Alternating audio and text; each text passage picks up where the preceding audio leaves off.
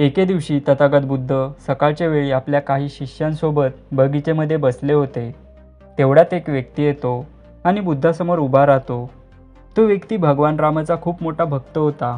त्या व्यक्तीने शहरामध्ये भगवान रामाचे खूप सारे मंदिरे बांधली होती. त्याने भगवान रामाची सेवा करण्यासाठी खूप वर्ष समर्पित केले होते. तो व्यक्ती नेहमी भगवान रामाच्या नावाचा जप करायचा. तो आता म्हातारा झाला होता. त्याच्याकडे काही वर्ष शिल्लक होती. परंतु खूप वर्ष आध्यात्मिक मार्गावर चालूनसुद्धा त्याला कळाले नाही की खरंच देव आहे का की नाही. जेव्हा तो बुद्धाविषयी ऐकतो तेव्हा तो व्यक्ती शंका दूर करण्यासाठी बुद्धाकडे येतो. जेव्हा त्या व्यक्तीला कळते की कुणीही त्याच्याकडे बघत नाही तेव्हा तो बुद्धाला बोलतो, हे तथागत, मला फक्त खरं आणि खरं सांगा, देव अस्तित्वात आहे का? बुद्धाला कळाले हा व्यक्ती भगवान रामाचा खूप मोठा भक्त आहे. बुद्ध त्या व्यक्तीकडे गांभीर्याने बघतात आणि बोलतात, हे माझ्या मित्रा, देव अस्तित्वात नाही आहे. हे ऐकून त्या व्यक्तीला धक्का बसतो, कारण त्याने आपले पूर्ण आयुष्य देवावर विश्वास ठेवण्यामध्ये घालवला होता. परंतु बुद्ध बोलतात की देव नाही आहे.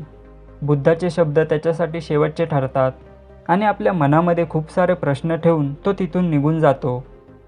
सायंकाळची वेळ होते. बुद्ध पुन्हा आपल्या काही शिष्यांसोबत बगीचेमध्ये बसलेले असतात. तेवढ्यात तिथे एक व्यक्ती येतो जो की नास्तिक असतो. त्याने आपले पूर्ण आयुष्य नास्तिक म्हणून घालवले होते. त्याच्या कानावर नेहमी हेच यायचे की देव नाही आहे. तो व्यक्ती मंदिरातील पुजारी आणि काही हुशार व्यक्तींना देवावरील विचारलेल्या प्रश्नावर युक्तिवाद करून त्यांना हरवायचा. तो व्यक्ती खूप म्हातारा झाला होता. त्याच्या मनात थोडी शंका होती की खरंच देव आहे का?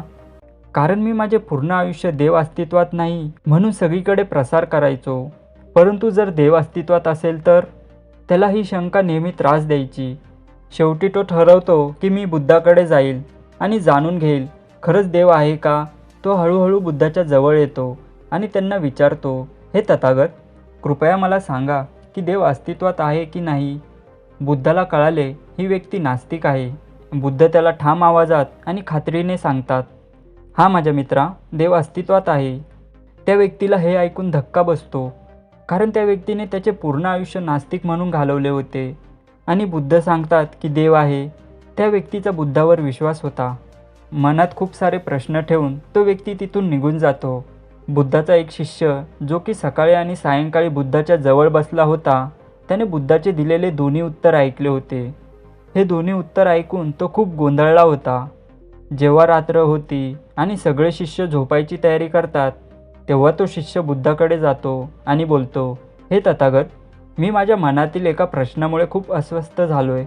सकाळी तुम्ही एका व्यक्तीला बोलला होता की देव नाही आहे आणि सायंकाळी दुसऱ्या व्यक्तीला सांगितले की देव आहे. हे तथागत, कृपया मला खरं काय आहे ते सांगा. ह्या उत्तरामुळे मला रात्रीची झोप लागणार नाही. बुद्ध हसतात आणि बोलतात, मी जे काही उत्तर दिले आहे ते फक्त त्या दोघांसाठी आहे, तुमच्यासाठी नाही. परंतु तरीही तुला जाणून घ्यायचे असेल तर मी तुला सांगेल. जो व्यक्ती सकाळी आला होता तो देवावर विश्वास ठेवायचा, परंतु त्याने कधीही यामागचे सत्य शोधण्याचा प्रयत्न केला नाही. त्याचा आध्यात्मिक प्रवास तिथेच थांबला असता जर मी त्याला सांगितले नसते की देव नाही आहे. कारण आता तो ह्यामागचे सत्य शोधण्याचा प्रयत्न करेल. आणि सायंकाळी जो व्यक्ती आला होता तो नास्तिक होता. तो डोळ्यावर पट्टी लावून देव नाही आहे यावर विश्वास ठेवत होता, परंतु त्याने यामागचे सत्य शोधण्याचा प्रयत्न केला नाही. जर मी त्याला सांगितले नसते की देव आहे तर त्याचा आध्यात्मिक प्रवास तिथेच थांबला असता. परंतु आता तो यामागचे सत्य शोधण्याचा प्रयत्न करेल. मी त्या दोघांना तेच सांगितले ज्याची त्यांना गरज होती. आता त्यांचा आध्यात्मिक प्रवास अजून मजबूत होईल, कारण जो देवावर विश्वास ठेवत होता त्याच्या मनामधील शंका अजून वाढेल आणि जो देवावर विश्वास ठेवत नव्हता आता तो कशावर विश्वास ठेवायचा या प्रश्नाचे उत्तर शोधेल.